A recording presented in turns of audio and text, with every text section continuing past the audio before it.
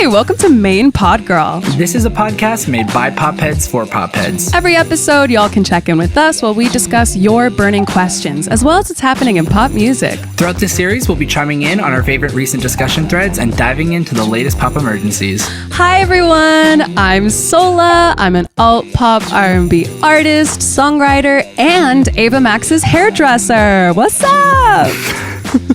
And I'm AJ Marks. I'm a pop rock artist, songwriter, and the official representative of the Miranda Cosgrove fan club. It's true. He has a plaque and everything. Mm-hmm. Our guest today was not only nominated for Album of the Year at the 2021 Grammys, he's also a founding member of Vampire Weekend and produced music for all of your favorites, including Carly Rae Jepsen, Frank Ocean, Charlie XCX, and Maggie Rogers.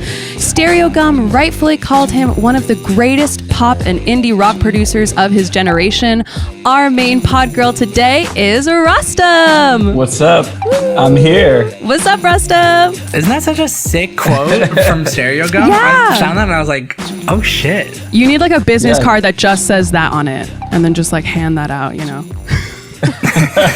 I think that's what Wikipedia is. Yeah. Oh my God, is that on Wikipedia? Oh, that's, well, deservedly. Definitely. Also, I want to let you know that every time someone in my family turns on our car, the iTunes session of A-Punk immediately starts playing because it's like first alphabetically. Lol. Yeah, no, it is. So for years, Guitar playing is very, very, very well known within my family. I think it's only just recently changed to A Little Work by Fergie. Oh wow, Fergie's taking your throne, Rostam. Yeah. It's funny because in the last couple years, I've had two songs go platinum. One of them is A-Punk and one of them is Sophia. And they came out like 11 years apart or something. Oh, that's wild. They went platinum like within the same like couple years span. No way. So, wasn't Sophia like 2 years ago, maybe? Yeah. Wow. It went platinum over the summer. And I think A-Punk went platinum in the last couple years. I don't remember exactly when. My dad listens to a certain radio station, like Boston's independent radio station. And Sophia is maybe the only song that plays because it's every time I get in the car with him when I'm home, he will put on the radio station and it's always Sophia. That's cool. I love hearing that. You've taken over that radio station, apparently, Rostam. So congratulations on that. I'm touched. I also, you've taken over AJ's full like music listening, apparently, in his family between A-Punk and Sophia. Yeah. At least in the car. So speaking of what we're listening to, ooh, a segue. Let's do our usual icebreaker, which is, what are we listening to? What do we need to add to our playlists? Indeed. Sola, do you want to go first? Sure. So I've been doing a lot of songwriting recently for like pitch and things like that, and specifically for K-pop recently. And a lot of the references are just like Blackpink. So I've been listening to so much Blackpink. Everyone wants to be Blackpink. Everybody wants to be Blackpink. I want to be Blackpink. So it's just been a lot of Blackpink. And then on my time off, just bumping literally anything that Anderson .Paak writes or sings on or just exists near. I tend to like. So he exists near a lot of things, so that's pretty good. That's a pretty good ecosystem. It is a good ecosystem. A pack ecosystem. You could say it's a packed ecosystem. It really is packed with pack. Oh God, the dad jokes are coming in strong in this episode. They're strong with this one. What about you, AJ? What have you been listening to? Okay, I weirdly always had that Casey Musgraves cover of Coldplay's "Fix You" stuck in my head, like the one from the super long Chipotle commercial / short film. And it's actually not super long. I mean, it's shorter than the Coldplay version.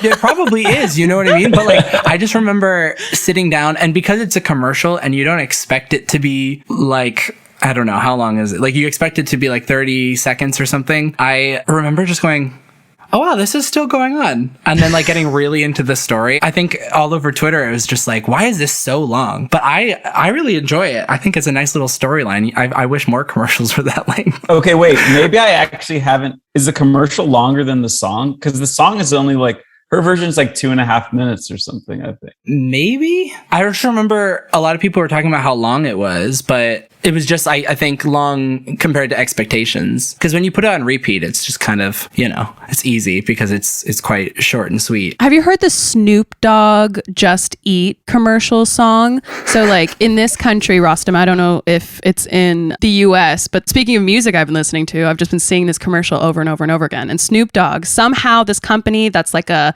DoorDash has afforded to have Snoop Dogg do their theme song. And Snoop just like he could truly rap about anything, and I'm into it. And this commercial has proven that. Have you not heard of DoorDash? What? What do you mean somehow affords Snoop Dogg? No, it's Just Eat. Oh, Just Eat. I said it's like a DoorDash here. Oh, okay. I know the funniest British delivery company name is Deliveroo. Yes, Yeah. I got one today. Me too. I love Deliveroo. I'm very loyal. Deliveroo, sponsor us, please. It's supposed to be like a kangaroo that delivers you things. I guess that's like the... In Britain, I don't know. But anyway, Snoop does the theme for Just Eat. Snoop should cover Fix You for Chipotle.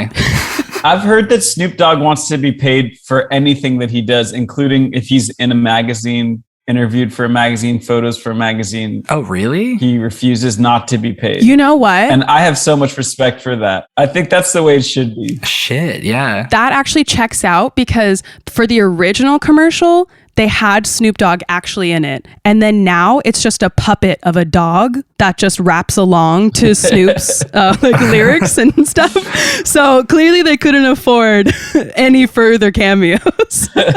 But at least, they got the theme song. But anyway, besides commercial music, what do we need to add to our playlist, Rostam? What have you been listening to? I've been listening to this minimalist composer named Julius Eastman. Have you guys heard of him? Oh, shit. Yes. Only recently, but yes. They used a piece of his in the HBO series We Are Who We Are. So you might recognize it from that. But then this album is called Feminine, or maybe Feminine. I don't know how you're supposed to pronounce it, but it's like the word feminine, but with an E at the end. So maybe it's from the French, but it's kind of like just one riff that's repeated in like 100 different ways. And it is classical music, basically. Just a heads up to people who are in search of pop, listening to the Main Pop Girls podcast, and they're like, what is this classical music you sent me to explore? But I do think it's worth checking out. Our guest, not before you, but the one before, also recommended classical music. So I think it's just a theme now. Main classical girls. What surprised me about pop heads is like the range of genres they listen to, even though it's like centered around pop. I mean, correct me if I'm wrong, but I feel like pop music, just how it functions as a genre is that it's just like a combination of everything else. So everyone who listens to pop music, even primarily, or everyone who makes pop music listens to like shit ton of other genres and is like very easily adaptable to other genres. That's at least how I see it. Yeah, I mean, I think we're definitely in the last like 5 years, we're seeing like pop sort of evolve. Definitely. Is that like when producing stuff for like Carly Rae Jepsen and Charlie XCX and stuff, do you like try to lean into where it could evolve, or do you kind of not think about it and it just kind of comes out naturally? Or it's sort of my limitation, but no matter who I'm working with in any genre, my goal is to make something that everybody could like or anybody could like, no matter what it's referencing. If it's referencing classical music, if it's referencing Indian music, I think it's cooler to make music that like has a really sort of like broad door to walk through, so to speak. Like I like the idea that I could make something that's referencing a lot of complex ideas musically or lyrically, but at the same time, like a 10-year-old could love it. yeah. That kind of reminds me of like we had the Switched On Pop guys on, and Charlie was explaining how he likes to see pop music not as what's popular, but just what is made for the populace. So like the most amount of people. So, and I like the idea of it being like a broad door. I think with all this throwing around of new music, we could put this energy into a playlist. So today we're starting a brand new segment. Rostam, we're going to throw you some rapid fire prompts and you have to answer the first song that comes to mind. You're singing in the shower and you want to belt your heart out. Whitney Houston, I Will Always Love You. Solid, Yes, solid. okay. So you are staring out a rainy window and you're pretending you're in a music video and you're just getting like emotional. Ironic by Alanis Morissette. Yeah. Oh, okay. Okay. Yes, I'm into it. You're at a sick party and you get to cue a song. Check the Rhyme by Tribe Called Quest. Ooh, okay. Okay. You are cruising around in a brand new car and you feel good as fuck. David Bowie, Starman. Ooh. Okay, last one. You're hosting a dinner party and you want to set the mood. I recently got into this Bill Evans Trio album, which is it's jazz. Mm-hmm. Again, warning you, pop people, you won't like it. No, I'm just kidding.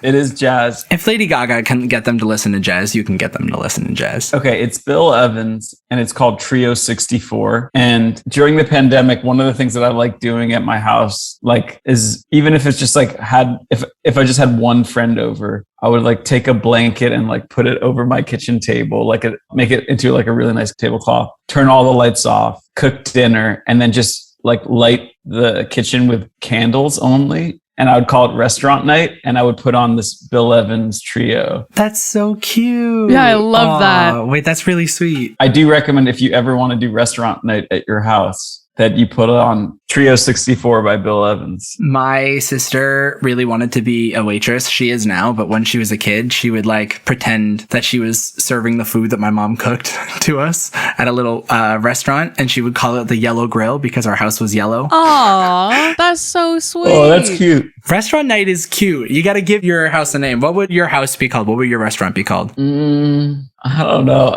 Let me get back to you on that. Oh, okay.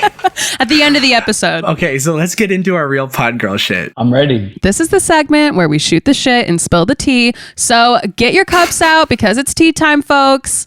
So, Rostam, your music sounds like it's really influenced by a lot of different genres and eras and sounds. What or who would you say influences you most musically? Well, the person that I was really inspired to become a record producer from is Nigel Godrich, who is kind of known as Radiohead's producer. He's produced every Radiohead album, starting with OK Computer. Oh, wow. And produced one song on the Benz, which is called Black Star. And yeah, I think, I don't know.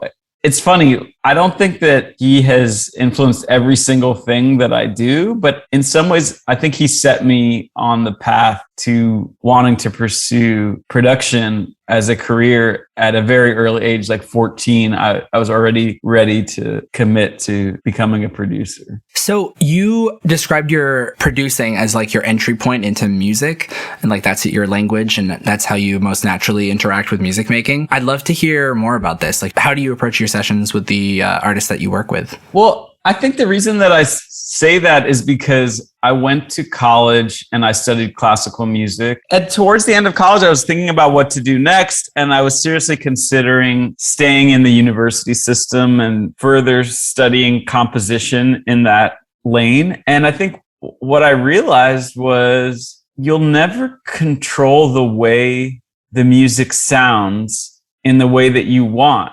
You know, for me, I'm not saying nobody should become a composer. No, I'm not saying that at all.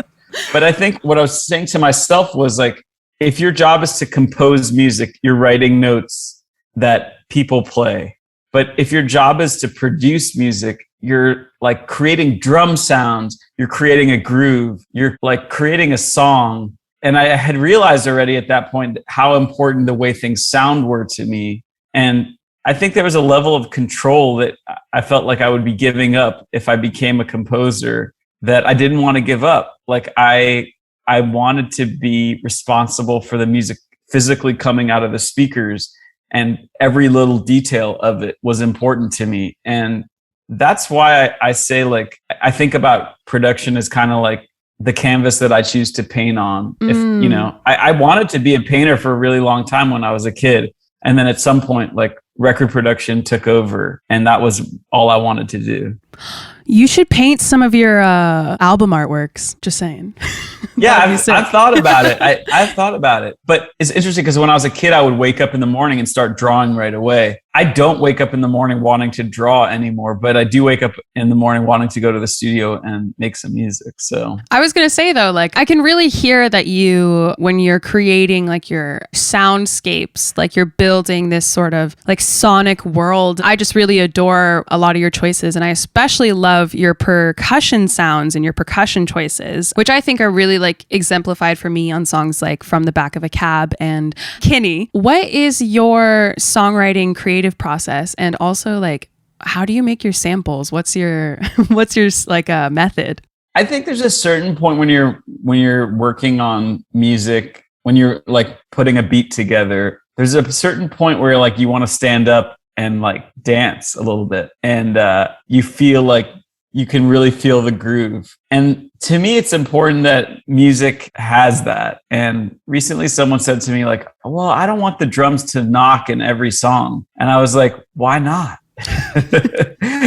I do want the drums to knock in every song. And that to me is kind of, it's like an important component. It's like, why am I doing this if the drums don't bang? I need that. So sometimes I will just literally spend time making drums and write a song over the drums. Like From the Back of a Cab was kind of like that. And Kinney was sort of like that too. Although at the end of that song, I did play a real drum kit when it goes grunge. Oh, cool. I thought so. It needed a real kit. But I also will do a thing where I will create my own. I'll just sometimes spend the day just like creating my own samples. So I have like a library that's just like the Rostam samples that nobody else has. And, you know, it keeps things exciting. Sometimes I'll be like, you've used that too much, like time to make some more stuff. And so kind of like separate from any individual project that you're working on, you have like a fallback, a go-to. Yeah. Kind of like a songwriter would do with a list of title ideas and song ideas and stuff. Yeah. And I do that too. It's interesting. I feel like in the last 9 months, I have been in this mode of like really helping other people write songs, producing songs. And I've like been making a ton of music that I don't know what it's for. But the one thing I haven't done is write lyrics like that. And I feel like it's coming. Like I'm going to get back into the swing of like, just like writing lyrical ideas or song titles down in my notes app, which is my sort of creation station for word things. I think the lyrics on Changephobia, they definitely like paint a picture in a way, especially like Forerunner paints a picture really well in the way that a country song would. And I feel like there's like something about a queer record that like hits you differently, like listening to it as a queer man. Like I'm thinking like Ryan Beatty, Grace and Chance, etc. And Changephobia is a stunning addition to that list. But you also worked on another essential queer record for queer men, Frank Ocean's Blonde. What was it like working with Frank on that album? It was kind of over multiple years. We would like check in with each other. And going back to 2011, we had some time booked in the studio and it didn't happen. And at that moment, I wouldn't say I was a huge fan of his yet. So I was just kind of like, if he can't make the scheduling work, like we'll get in together someday. That was before Channel Orange, right? Or that was when he was making Channel Orange? I don't know what it was for, but then like a year later, and then I sent him a couple like beats, and then we didn't talk for a while. And then like a year later, he put out Channel Orange, and I just sent him an email. I was like, hey, I'm listening to your album. And we reconnected and like hung out and we stayed in touch. And then another year went by and he played me a bunch of stuff that he was working on. And one of the songs was Ivy, which it had like it had drums in it, it had totally different chords, keyboards. It didn't have any guitars that I remember. And I kind of immediately knew, I was like, I think I have an idea for what this song should be like. And a few weeks later, he came over to my studio and he brought me the session, and I pulled the session up and I soloed the vocal and I just started playing guitar along with his vocal. And the first thing I played, he loved. And I wasn't so sure about it, but in that moment, I think, yeah, it was like, maybe it was like a culmination of stuff, because we had been fans of each other's work. And he had told me that Diplomat's Son was one of his favorite songs of the modern era, which I thought was like a really deep thing to say. It's quite the compliment. Yeah, wow. And then I feel like after Channel Orange came out, then I like went back and I really got into Novocaine and I really got into Swim Good. Like it was weird. I definitely had a thing where like I kind of missed those songs when they came out, but then I went back and I really fell hard for those two. And I think those two might be my favorite of that early era of his. Yeah, I feel like they're always, I mean, I have my playlist of things I'm listening to right now, and then I have my playlist of like things that I missed growing up. So I have like old Avril Lavigne stuff, old like Britney Spears stuff, like NSYNC, like things I just like never really paid attention to when I was a kid, but I just was like. Can I ask, AJ, what were you into? Like that you missed that NSYNC? I mean, I definitely knew all the singles. I don't think I got into like listen to actual Britney Spears album cuts until like 2010. What? Late bloomer. I know. I was really into Black Eyed Peas. Black Eyed Peas. I really like Black Eyed Peas. Just any opportunity to talk about Black Eyed Peas. I need to take one important quick break to do something. Yeah. And the thing I'm going to do is show you my Zooper mask. Do you guys know about this? No, what's that? No. Wait, what is this? What is this? What is that? So this is an invention of will.i.am's, and it is a mask that has a built-in HEPA filter. It has Bluetooth headphones, and there's actually like fans that are like in this system that like blow air. Oh, stop. I love will.i.am so much. Wait, did he give you that or did you buy it? Like what's... No, he did. I don't know will.i.am like that. But I think he did do something kind of cool. I will say my one-line review is that it's a little too heavy for my head. For the face, yeah. But I do think it's a really good idea. And I gotta say, I really respect will.i.am for like chasing down this idea. He's like a man of ambition. Like ambition purely. He's a Renaissance man in a lot of ways, yeah. For sure. I'm a big will.i.am fan. Like any excuse to talk about Black Eyed Peas or will.i.am. I was kind of not trying to bring it up. I was like, ooh, what was I listening to in the 2000s other than Black Eyed Peas?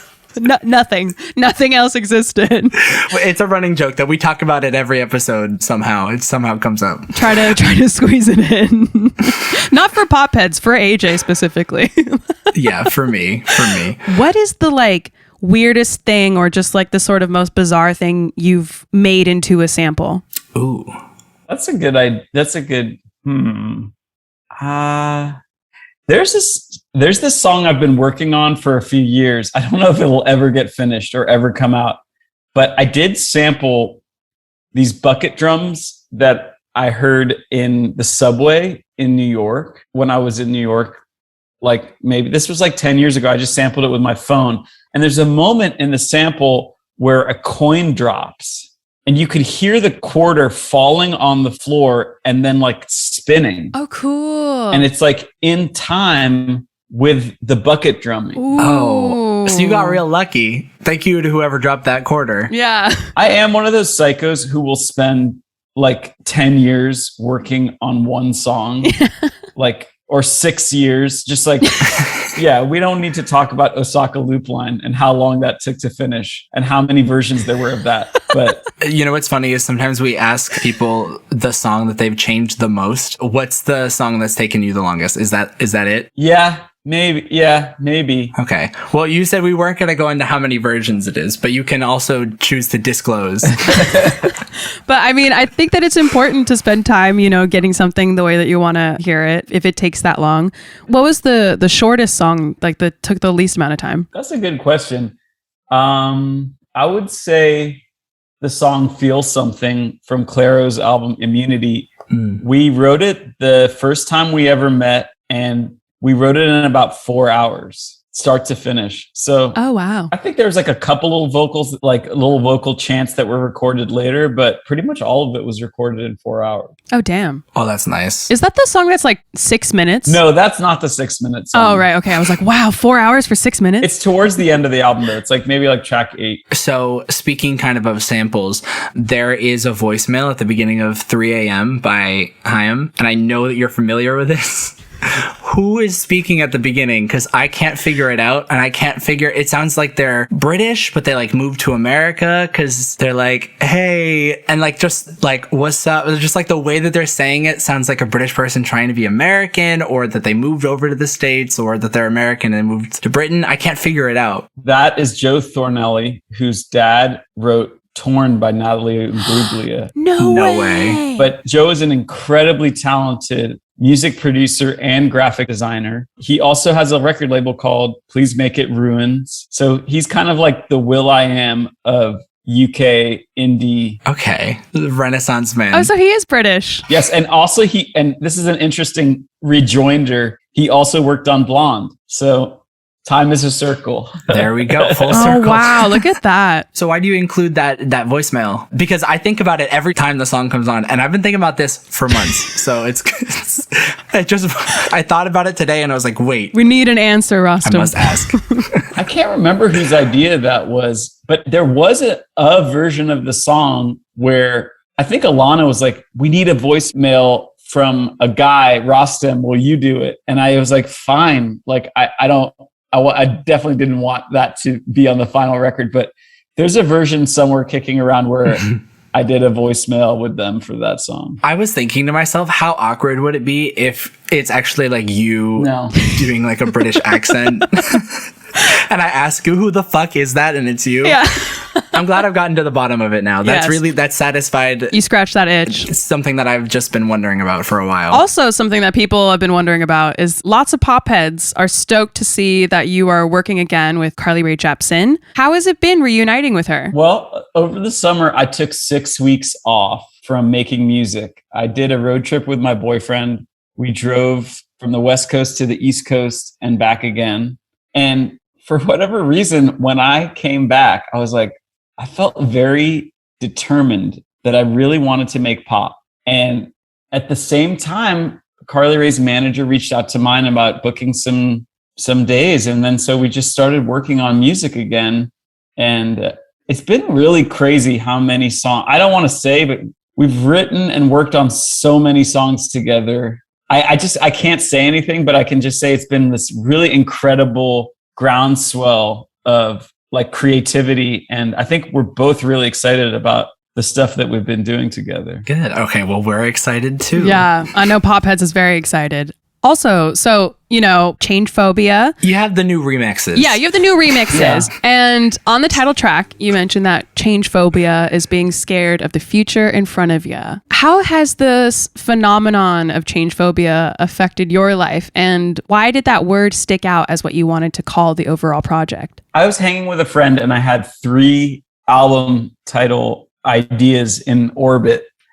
And I floated the 3 ideas to him and he said, well, Changephobia kind of sounds like a Prince album title. And I was just like, I had never thought of that. And I was like, yeah, it kind of does. And for whatever reason, I just couldn't get that thought out of my head. And I feel like Prince is someone that I connect with on a deep level and I love him. So it just kept feeling like more and more right. Hey, that sounds like a Prince album. Good.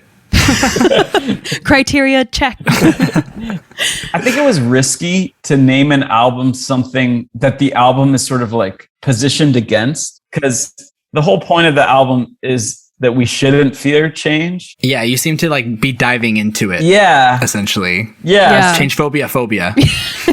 Exactly. I know that some people don't like the album title, and I'm okay with that. That's good. Not everyone has to like everything, Exactly. They have title phobia and they have changephobia phobia. Yeah. Which is exactly the point. They don't like changephobia, and that's what you wanted to accomplish. Exactly. AJ, you get it. That's the point. You cracked the code, AJ. If you don't like my album title, it's because you have changephobia. So you need to examine yourself. Yeah. Damn. Yeah. You're the problem.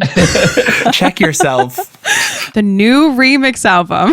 I personally love the AK Paul remix of These Kids We Knew. I'm just wondering how you chose who would be involved and what songs were going to be on it. I think it was just based on kind of like random happenstance in some cases and random, just like reaching out to people thinking they would do a cool thing. AG Cook was somebody that I ran into at a party, and he went out of his way to say how much he liked the song Kinney, and it kind of surprised me. But then I was like, oh, I should just send him the stems, and if he does something with it, he does, and if he doesn't, he doesn't. And I didn't have any expectations. Like, there were no managers involved. It was just literally, I sent him the stems, and then I never heard anything. And then the next time I saw him, I think it was at his birthday party, and he was like, I did something with the Kinney stems. I think it's pretty good. And I was like, oh, awesome. I really wasn't expecting anything. So that was just like kind of like chaotic, and it worked out. Oh, speaking of chaos, before we started recording, you said you went to Kanye and Drake last night? Yes. Tell us that story. Tell us that story. I need to know everything. Well, it started with the Sunday service choir. They were like on these Coliseum steps, and they were organized in 2 crosses, and they started singing a mix of, like, this is really for the pop heads, like classic gospel songs, Kanye songs, and they even did a version of Adele's Easy on Me. What? Oh, wow. Yes, it was amazing. I have a video of it on my phone. Oh my God. Where they changed the lyrics to like, God go easy on me, or Lord go easy on me. And it was pretty next level. Like, that's clever. I like that. Just to start off the show. And then if you could imagine at the top of these steps, there's just a little like a setback where there was a figure that he was hunched over, and he, like, you know, this is a 60, 70,000 person outdoor Coliseum venue. And my boyfriend turns to me and he's like, I think that's Kanye. And it's like, just like this little stick figure who's like bopping his head and kind of hiding himself in the corner. And I was like, no way, that's Kanye. Yeah. But then I looked, like, and there was like literally nobody around him. And the Sunday service choir was doing their thing. And then as the Sunday service choir kind of like finished their set, Kanye stepped up and Drake met him, and they like hugged like at the top of the stairs, and they walked down the stairs together. It was pretty cool. It was emotional. Wait, so you didn't expect to see them, or you didn't expect him to be there, like at the top of the steps? Yeah, it's just like the way that he was like kind of he was like hiding himself. It was just like, there's no way that's Kanye, like just like tucked behind this corner. That's so funny. I can just picture it so well of him just going Definitely with his back towards everyone. Yes, that's amazing. Okay. I have just one more question for all the Vampire Weekend fans listening. I don't know if people like know this already, and it's just me and my boyfriend who are stupid, but I just have to ask, who wrote the guitar riff to Cape Cod Kwasa Kwasa? Because it is still constantly stuck in my head, and I just want to thank you, like / yell at you if it was you, because it's so good and it's just always stuck in my head. Okay, I'll flash back to 2005, 2006. Me and Ezra, our friends Andrew and David, the 4 of us, we lived in a suite, and my room and Ezra's room shared a wall. So like, we occasionally would hear stuff through the wall. And I really do have a memory of hearing this guitar riff that Ezra would play over and over again. Yeah. And that's the riff from Cape Cod Kwasa Kwasa. Oh, so Ezra wrote it? Yes. Okay. Yeah. Okay. Now I know. So I don't need to yell at you. If we ever get Ezra on, I'll yell at Ezra. So you would hear it through the wall over and over again, and then everyone would hear it through the walls in their minds over and over again for the rest of time. Yeah, now I hear it in my head over and over. Okay. Well, you know, AJ, we both had our questions asked, so that's all that matters. So yeah, we're good old sleuths here, Sola. I feel really good. We got the information we came for, the voicemail and the guitar riff. Exactly. So now it's time for our questions for the culture. So this is the segment where we take a discussion question from the subreddit and we roundtable the topic with our guest. So today's question comes from user Lost Left, who asks, what are moments in music that you cannot believe actually happened? So this can be from like any era, any genre really, but just, you know, those wild musical moments. So they said, as an example, Avril Lavigne's Hello Kitty era. The Avril Lavigne Hello Kitty era was never foreseen by this person. And I can say, me too. I think for me, something that I remember as a 90s kid is, so I used to take a school bus, and the school bus had kids that were like, you know, juniors and seniors in high school, 17, 18, all the way down to like kids that were like 5 or 6. And I rode this school bus like my entire childhood. And I will say, I do have this memory of this album that started in the back of the bus, started with the high schoolers, and wound its way down all the way to like the first graders. And I couldn't believe it that this one album over a year and a half would start with these high school kids and make it all the way down to the 7-year-olds and the first graders. And that album is Jagged Little Pill by Alanis Morissette. Oh, wow. Oh my God. Wait, so do you mean like it was one physical album? No, I just mean like... Or just like everyone just was listening to it and then it... Just passing it down. That's a good... I wasn't sure. I can't believe that either. Like trading Walkmen. Yes. That's where we used to trade our Pokemon cards on the bus. So I wasn't sure. I just mean like that the kids, the same kids that were listening to it when they were like 17, like within a span of a few months, like it was like first graders were listening to the same album being like, have you ever heard of Alanis Morissette yet? Have you heard of this new girl on the block? That's so funny. The new main pop girl. I love when certain music, like you were saying earlier, just like how it kind of appeals and applies to everyone. Yeah. You know, how it kind of transcends demographics and stuff. So yeah, maybe that was like the beginning of the Rostam philosophy of pop gestating. And Yes. Passing an album down the bus. Yeah. Thank you, Alanis. yes. I'm still picturing a physical album, but it's okay. Just the one, just this tattered album. That would be a legendary like CD, like with whoever ended up, like hypothetically. Yeah, anyway. yeah. Also, another music moment that I can't believe actually happened, completely different from Alanis Morissette and Avril Lavigne examples, are Meghan Trainor's horny press release. What was that? Do you remember that from a couple years ago? No, I want to hear about that though. Yeah, I need to know. All right, here. If you Google Meghan Trainor horny press release, I'm going to now. I'll read it off to you. It's Yeah, please do. the best thing I've ever heard. Okay. I made like a bunch of headlines. Valentine's Day is around the corner, and whether you're planning on smashing Bay's junk to smithereens or making out with a pint of fish food, you need some fresh Valentine's Day bops to get you in the mood for love, and the heart instead of the O. And Meghan Trainor has got you covered with her new EP, The Love Train. You know you want it, and you can freaking get it, bitch. On all digital platforms right here. Megan's seducing your ears this V-Day, and you know she knows a thing or two about romance. Unless your phone's been broken for a hot minute, you know that Megan's just got married to the ginger from Spy Kids. And trust when we say girl is feeling the love. She took a break from her busy schedule to record some fire tracks in Los Angeles alongside frequent collaborators and producers Andrew Wells, Jay Cash, and Tyler Johnson. We know you want to hear all about the hot newlywed sex Megan and Daryl Sabeira are having. Do you see what we did there? No. Which is why you'll love the banging single All the Ways. Billboard was wet for All the Ways, calling it another fun, danceable track to fall in love with. And would Billboard lie to you, girl? That's not even all of it, but I'll stop there. I'll let you process. It just keeps going. I like the part about the hot ginger or the young ginger. The ginger from Spy Kids doesn't even name him. That sounds like satire. It does. It's not. It was a real press release that everyone got for Valentine's Day. They had to specify that he's ginger. You like that? Yeah.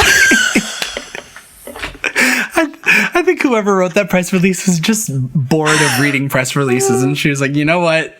We're going to be fun. Daniel Sabeira. Bay in all caps. His name is Daniel Sabara. I mean, it worked. I mean, I don't know if it worked, but it worked for me. I'm going to go listen to that now. They said the piece de resistance, that's French for wig snatch, is marry me. Oh my God. It's just, it's great. It's just every line is a zinger. It's great. Rostam, I think you need to start editing whatever press releases you're coming out with coming up. If Billboard's not wet for it. This is great. Ooh, anyway, God. I get all worked up every time I think about that because it's so funny. But also on top of that, in like a similar vein, I can't believe Katy Perry did that like 3-day live stream and recorded herself on camera for 3 straight days. Or was it 5 days or 3 days? I don't even remember. Was DeRay McKesson part of that? Oh, I don't know. Because I remember she had like Sia and like Anna Kendrick come over her house and they filmed that. And she also had her therapy sessions and they filmed that as well. What? Yeah. And she was crying in her therapy sessions. And then I remember they filmed her sleeping. They filmed her sleeping? What is this, The Circle? Yeah. It's kind of a good idea, honestly. Yeah. I think it's kind of a good idea. It was fun. I watched it. It was weird because I would be like out with friends and I would like be like, oh yeah, like Katy Perry's like doing this thing. Let's see what Katie's doing. I was literally like all weekend you could just be like, I wonder what Katy Perry's doing right now. Eating. You know, it's funny because we've talked about what is pop in this podcast, and I feel like that is pop. Letting a camera be on you for 3 days straight so your fans can have that level of connection. That is pop. She's a woman of the people. I think the only breaks they did were when she went to the bathroom. I think that's it. This is literally The Circle. Yeah. But featuring Katy Perry.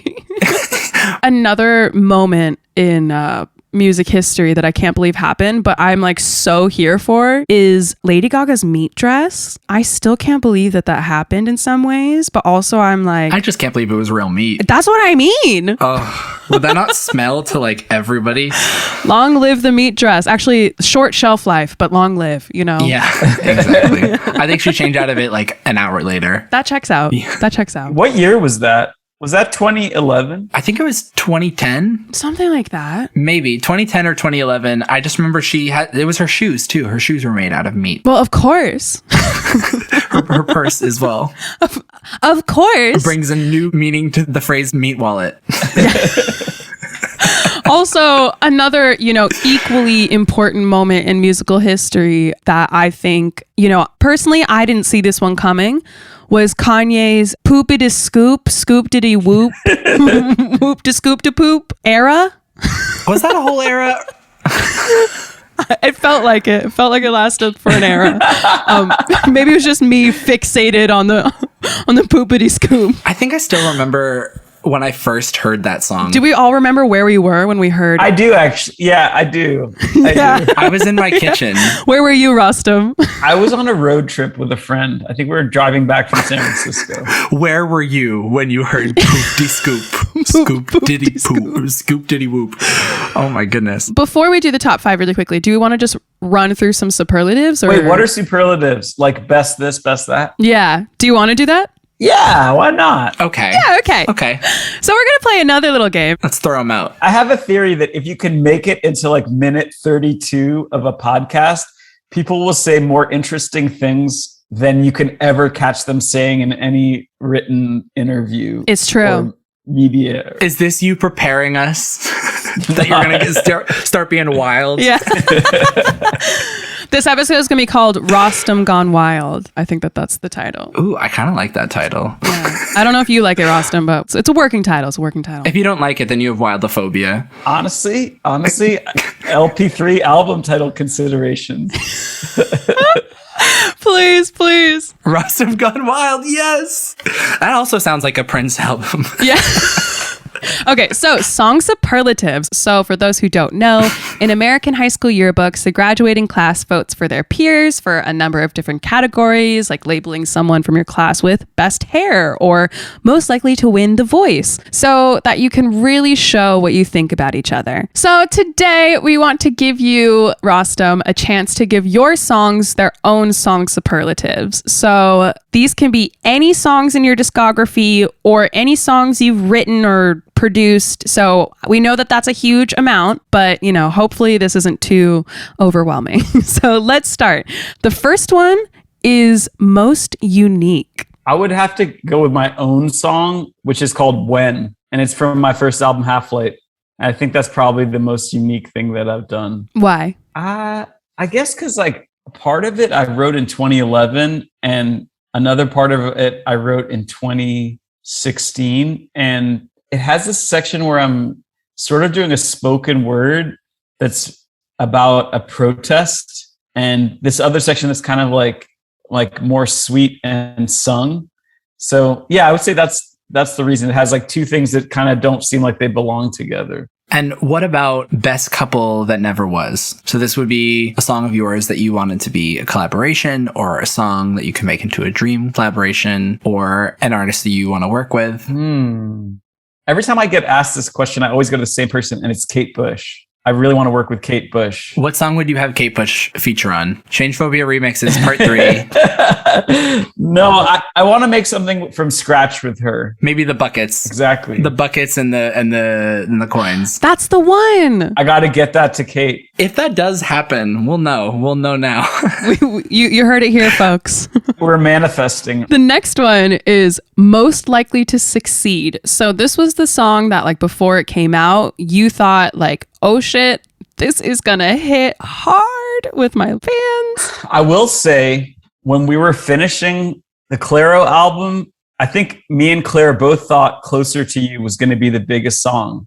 And it was, in the sense that I remember, I think Kendall Jenner posted it on her Instagram story. So that was a win. Thank you, Kendall. But I don't think that was like, it wasn't the fan favorite that we thought that song might be when we were making it. So I do think that's like an example of a situation where, like, oh, we thought that one was going to be like the one. And then it was actually, there were like other songs like Bags or Sophia that were like more of the fan favorites. Save Kendall Jenner. I mean, yeah, she gets it. She saw your vision. Kendall knew. What about Life of the Party? So the song where, you know, like you said, the drums just, they're knocking and you gotta get up and dance. I think Need Your Love by Charlie XCX, that one, it has a good beat you can dance to. Some people call it a knee slapper. Knee slapper. Is there a song by Charlie that you can't dance to? I don't know. I don't even know. I don't know. Popheads, let us know in the comments below. Like and subscribe to find out. Like and subscribe. We should start saying that ironically. Like and subscribe, please. Please. Like and subscribe, please. The last one's Best All Around. So when the music video came out and, you know, you performed it or another artist performed it or just the whole package, what would you say you're the most proud of in terms of just like even, you know, impact? I think the song 1,000 Times that I did with Hamilton Lighthouser, it for the music video, we got both of our dads to be in it and to kind of like play older versions of ourselves. Oh my God. Cute. And yeah, it felt like a really sweet moment. I love that. Yeah. It also like ended up being like kind of like a little, you know, baby hit or something in its own way.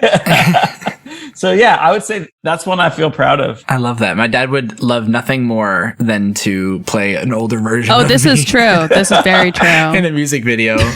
Just give him a wig. It's very true. That song's superlatives for you. Cool. Thanks for playing. Flying colors. You've won a $1,000 gift card to the main Pod Girl gift store. So yeah, the merch store. We'll order you anything you want off the main Pod Girl merch store. We got stickers, we got buttons. Yes, We yes. actually do have merch though. yeah, we do. So like and subscribe. Anyway, so Please. now we've come to the final segment of our show. So this is the last part of the show, our top 5. Hell yeah. This is where we list our top 5 of a certain category. We thought we should do our top 5 acts to look out for in 2022. So acts being like bands or solo artists or, you know, just fill in the blank. You know what an act is. You know, you're smart listeners. So AJ, do you want to go first? Number 5 is Julia Wolf.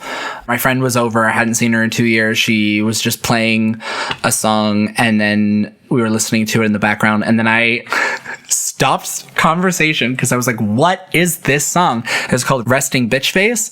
And it's just so like groovy. And she has a song called Villain, which is also dope. Definitely check her out. It's kind of like trappy pop-ish, but very low-key. Number 4 is Daya. She's definitely not new, but I think she's kind of fallen off of some people's radars. Well, she shouldn't, because she's releasing the best music of her career right now. And so definitely check it out. Bad Girl is one of my favorite songs of this year. Number 3 is Jensen McRae. I was so blessed to be able to meet her and talk about her new upcoming album. She made it sound very exciting, so I'm very excited for what she's going to release next year. So definitely check her out. She's the one who wrote the viral tweet about the Phoebe Bridgers, like this is what a Phoebe Bridgers song in 2025 would sound like about the pandemic. And then Elle Devine is my number 2. I just like Elle Devine just keeps putting out banger after banger, and there's just I don't think she's ever going to stop. We were talking about her on our Billboard episode, and I'm so glad other people see her vision.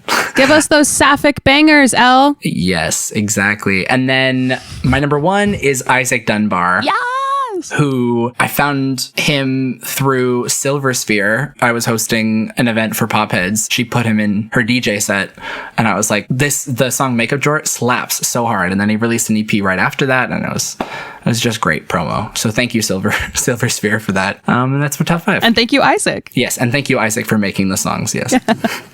Amazing. I definitely agree with all that. So I will go next. My number 5 is Pell. You know, Pell's released a lot of stuff, and so it's not like he's new, but I just think that he's getting just better and better with all of the different collaborations that he's doing. And I just think he's got to work with Bridget Mendler again. I'm telling you. There's just so much potential there. And like, I'm obsessed with his songs with Young Franco. I just can't stop listening to those. So Pell's my number 5.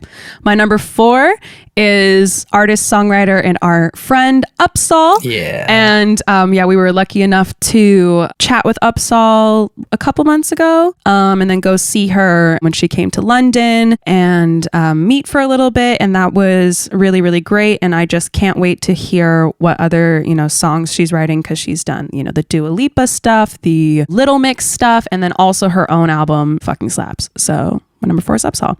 My number 3 is Audrey Nuna. I adore A Liquid Breakfast. I think that album is... That's the name of the album, by the way. You're not just throwing that you love A Liquid Breakfast. I also adore Liquid Breakfast. I actually have been having smoothies recently, so that's actually for real. Without alcohol, mom. So... Audrey Nuna, I just think that she's super sick. I love her vision as well, just like in her artistry. And I think that she has the potential to cross over into the K-pop scene as well, because she did a cover, I think, of G-Dragon. So like there's some potential there. I'm really excited. My number 2 is BB No Money. Love BB No Money. His album just came out and I think it slaps. His song Yoga with Rebecca Black slaps. All of his stuff with Y2K and like Young Gravy slaps. So BB No Money is my number 2. And my number 1 is the vocalist of our motherfucking generation. It's Yebba. I cry my eyes out when I hear Yebba sing. And people don't do that to me. Like, I think there's like something wrong with me, because I don't usually cry that like listening to music. But when I heard My Mind, I was like, I feel all the things that you're feeling, Yebba. And ever since then, I've been truly obsessed with her. And I'm just so excited to see how far she's come. And I think she is so much more in store. She's finally blowing up. Yes. And girl, 2022 is your time. Please. It's your year, Yebba. Please take it. Take that crown, girl. It is yours to take. And yeah, so that's my top 5. Rostam, I know this is a little bit last minute for you, but hopefully you can think of a little fun little top 5. I'll do a fun little top 5. I'll just, before I jump into it, I will say some of these artists I may have songs coming out with. Okay. Yes. All right. So I'm going to do my top 5 list in a weird order, but so these aren't, I don't want to have numbers. Right. Yeah. The first one. Number 1, Remy Wolf. Yes. Queen Remy. Remy Wolf is an amazing, amazing artist, singer, writer. Look out for her. She's done so much cool shit. And I think there's much more cool shit coming too. Hell yeah. Actually, me and Remy we're trying to plan a ski trip in Colorado for the beginning of the year. Let's see if it works. Let's see if we can actually pull the ski trip idea together. I hope so, for you and for Remy. That sounds really fun. Yes. Well, Remy was an Olympic level skier when she was a kid. She did that, and then she did American Idol, which is so random. She has such a weird life, and I love it. Isn't she also part Persian? She is. Yes. Wait, I did not know this. Yes. She is. She's Persian and Italian. Oh my God. That comes through in the hair. That comes through in the hair. Yeah, I definitely knew the Italian part. The curls. The Italian part I could spot from a mile away. Number 2, Ravina. Yes. Do you guys know Ravina or? Yes. Oh God, what's the song? Like, I know a couple of her songs, but there's one song I really, really love by her. Hold on. It's Love Child. Ravina is Sikh and an R&B queen and a very cool person. So shout out Ravina.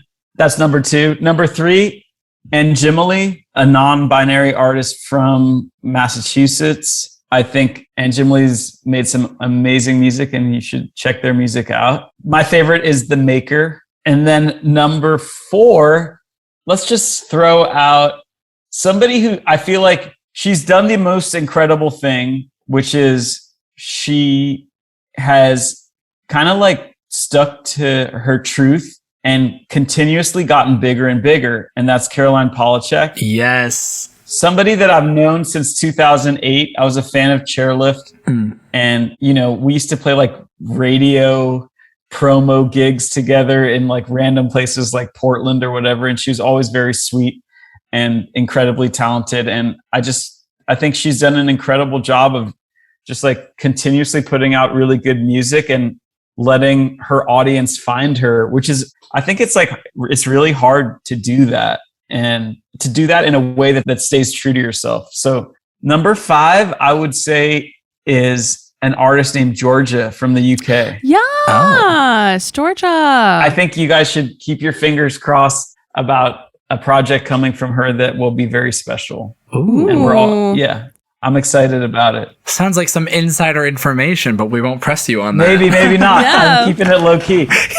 But thank you guys so much for having me on your podcast. Of course. Oh, thank you, Rostam. I feel like your number 1 main pop girl today. Aw, I mean, you definitely cute. are. Well, you are a number 1. You definitely are. If people want to find out where you are, or like, not where you are, if they want to find out what you're...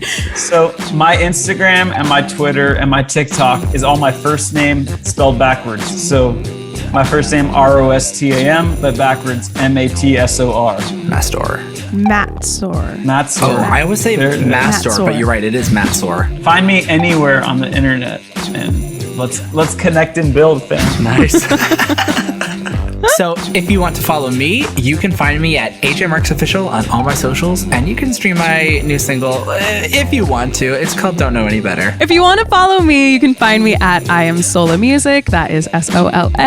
So I Am Sola Music on all socials. And if you don't want to stream AJ's song, you can stream my song called Thin Line, one word, which is out now on all streaming platforms. And yeah, go check it out because she's out in the wild now.